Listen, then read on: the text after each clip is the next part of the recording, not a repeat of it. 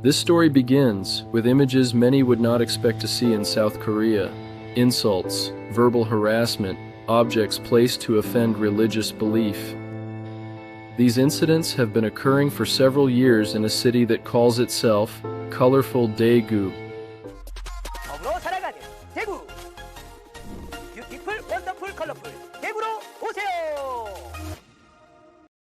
To understand what is happening, we traveled to Daegu, South Korea, to speak with members of the Muslim community, university researchers, and local voices. Daegu is home to Kyungpook National University, one of South Korea's major public research universities, with strengths in engineering, biomedical sciences, artificial intelligence, medicine, and applied technologies. Among its international population are Muslim students and professionals. My name is Faraz Aziz. I am a postdoctoral fellow in Kyungpook National University, South Korea. Basically, I'm from Pakistan, and I've been living in Korea since almost 9 years now, alhamdulillah. I did my master's, then my PhD, and now I'm doing postdoctorate. So, alhamdulillah, in Kyungpook National University, we have around 170 or 180 Muslim students. They belong to different countries. The highest number is from Pakistan, then from Nigeria, Bangladesh, India, Uzbekistan, Turkmenistan, Indonesia, Malaysia. All the guys from the engineering background mostly, and different departments like biotechnology, computer science, IT, and mechanical, environmental, agriculture, zoology. Some pursuing their masters, some doing their PhDs. And some are now, even there are some research professors now as well. These Muslims are young professionals building their academic careers. They are part of the university community and contribute meaningfully to research and academic life.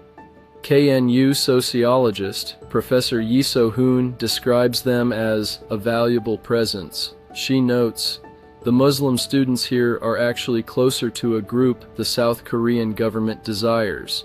Educated, high-quality migrants with credentials that South Koreans recognize."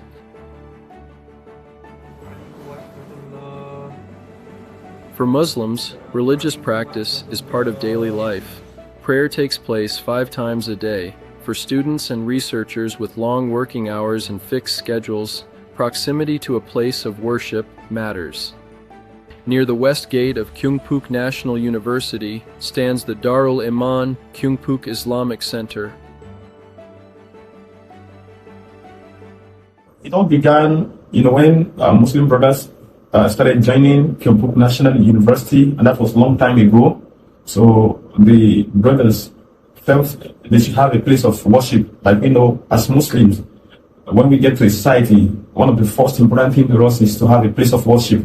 So they felt it is important to have a place of worship, and then the few brothers that were around tried to, gather themselves in one of the brothers' home to observe their salawat. So after a while, they requested the management of the university, to apportion them with a place of prayer, of which the university actually gave them a particular room. But that room is a kind of multi-purpose, room where the students from theater, drama departments used to, have their displays and all this.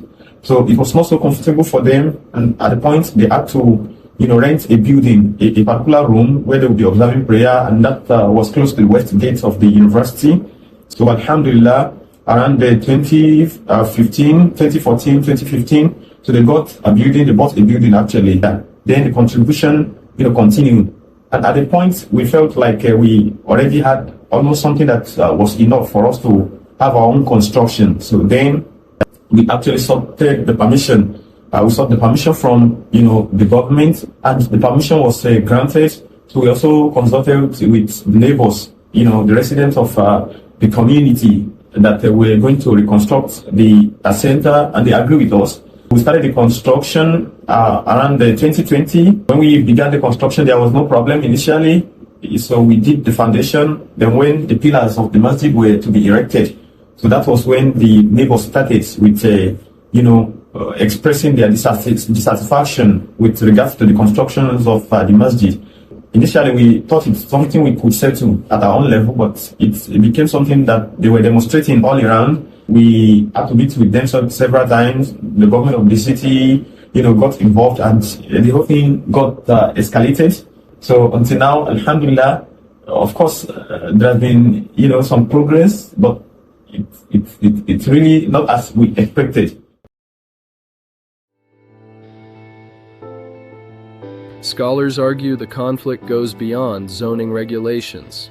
Though objections were framed as administrative, research indicates the dispute stems from discomfort with visible religious difference in a largely homogeneous society. The mosque has become symbolic, not merely a building, but a marker of religious visibility. South Korea is a signatory to the International Convention on the Elimination of All Forms of Racial Discrimination. Yet without comprehensive anti-discrimination laws, a gap persists between international commitments and domestic enforcement. The Daegu Mosque controversy is not an isolated case. It reflects broader tensions as South Korea navigates increasing multiculturalism and religious diversity. Islamophobia here is less about personal hostility and more about organized resistance, political rhetoric, and unfamiliarity. The case raises pressing questions. How does a society balance local concerns with constitutional rights? How does a nation seeking global talent accommodate religious diversity? The mosque in Daegu remains unfinished. The students remain. Research continues. Life moves forward. This story is about more than a building. It is about how societies respond when faith becomes visible. Ramadan is coming. In a city called colorful Daegu, one question remains. What does coexistence look like in practice?